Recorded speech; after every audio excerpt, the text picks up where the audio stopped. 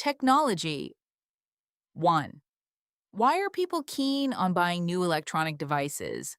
I think people buy new electronic devices because they want to make their lives more convenient. As technology improves, newer devices can perform tasks faster and more efficiently, so people naturally feel they're worth upgrading. For example, someone might replace an old laptop because the new one allows them to work much more smoothly and saves them time every day. 2. What impact do electronic devices have on people? I think electronic devices have changed the way people manage their daily lives.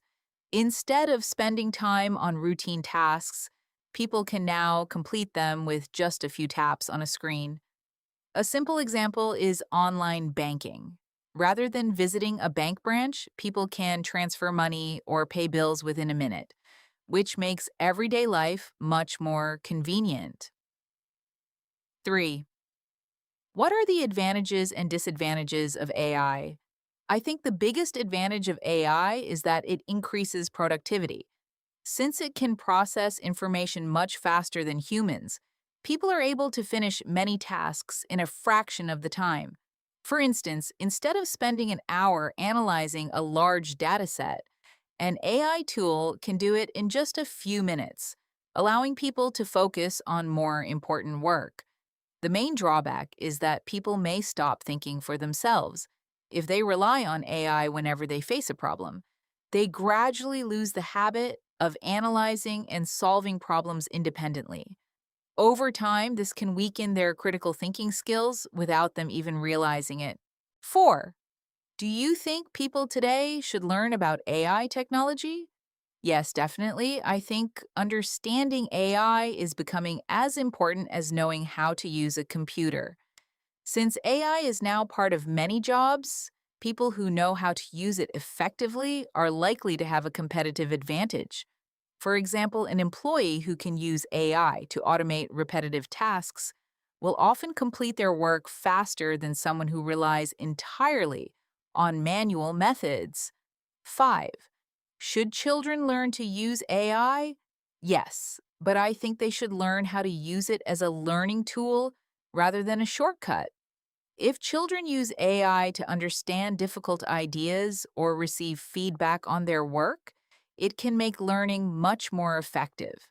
However, if they simply copy AI-generated answers, they won't develop the knowledge or thinking skills they need in the future.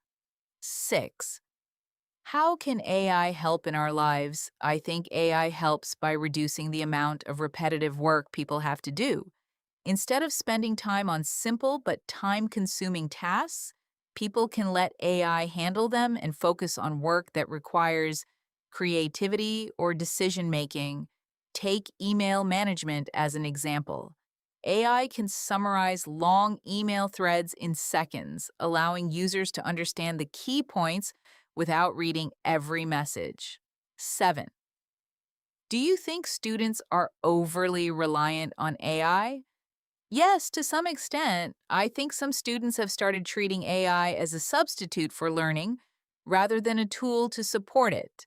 When every assignment can be completed with a single prompt, there's little incentive to think deeply or solve problems independently. That's why some students receive good grades but struggle to explain their own work during presentations or exams. 8. What can teachers do to stop students from relying too much on AI? I think the best solution is to design assessments that require students to demonstrate their own understanding. When students know they'll have to explain their ideas face to face, they can't simply depend on AI-generated answers. For example, after submitting a written assignment, they could be asked to give a short presentation or answer follow-up questions, which encourages them to genuinely understand what they've written. Food. 1. In your country, do people nowadays cook at home as frequently as people did in the past? No, I don't think so. People are much more occupied with their work than they used to be, so many simply don't have enough time to cook every day. After a long day at work, ordering food online or eating at a restaurant, is often a more convenient option. That's why home-cooked meals have become less common, especially among young people living in big cities. 2. What do you think of people using their mobile phones during a meal? Personally, I don't think it's a good habit. Meal times are one of the few occasions when family members can put everything aside and genuinely connect with one another. If everyone is glued to their phones, they miss that opportunity and may gradually grow apart. I've often seen families sitting around the same table in complete silence, with each person staring at a screen instead of talking to one another, and I think that's quite sad to see. 3. What are the differences between special food in Vietnam and other countries? I think the biggest difference is that Vietnamese special food often has cultural or symbolic meaning. Many traditional dishes are closely connected with family gatherings or important celebrations rather than being eaten simply because they taste good. For example, during Lunar New Year, families prepare foods like bánh chưng because they symbolize prosperity and family unity, whereas in some other countries, festive meals are often chosen mainly based on local traditions or personal preferences. 4. Is there any food in your country that is eaten at special times or on special occasions? Yes, definitely. Many traditional dishes are only prepared during important festivals because they represent good luck or happiness. A good example is bánh chưng, which is almost always eaten during Tet. Even though people can buy it throughout the year, many families still prefer making or eating it during the holiday because it has become an important part of the celebration. 5. Why are some people willing to spend a lot of money on meals on special days? I think people see those meals as a way of creating memorable experiences. Special occasions such as birthdays or wedding anniversaries don't happen very often, so many people don't mind spending more to make the day feel different from an ordinary one. For example, a family might choose an expensive restaurant for a birthday celebration because they want everyone to enjoy good food and spend quality time together. 6. Do you think it's good to communicate when eating with your family? Yes, absolutely. I think family meals provide a valuable opportunity for people to strengthen their bond. Since everyone is usually busy during the day, dinner time may be the only chance for family members to catch up and talk about what's happening in their lives. That's why many parents make an effort to have dinner together, as it helps family members stay connected and better understand one another. Feeling proud. 1. When would parents feel proud of their children? I think parents feel the proudest when they see their children achieve something through their own hard work. The achievement itself is important, but what matters even more is the effort behind it. For example, if a child studies consistently for months and finally gets into their dream university, most parents would feel incredibly proud because they know how much dedication it took. 2. Should parents reward children?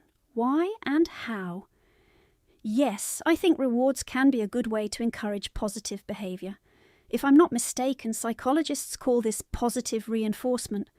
When children feel that their efforts are recognised, they're more likely to stay motivated and continue working hard. That said, rewards don't always have to be expensive.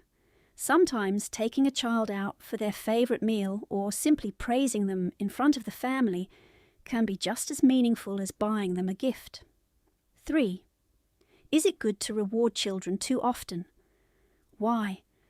No, I don't think so. If children expect a reward every time they do something well, they may start working only for the reward instead of developing self-discipline. Over time, they could lose the ability to motivate themselves. Imagine a child who only studies because they're promised a new toy. Once the reward disappears, they may no longer see any reason to put in the effort. 4. On what occasions would adults be proud of themselves? I think grown-ups often take pride in overcoming a major challenge. Life is full of responsibilities, so achieving something difficult usually requires a great deal of perseverance. For example, someone who spends years building a successful business or saving enough money to buy their first home would probably feel a strong sense of pride because they know they earned it through their own effort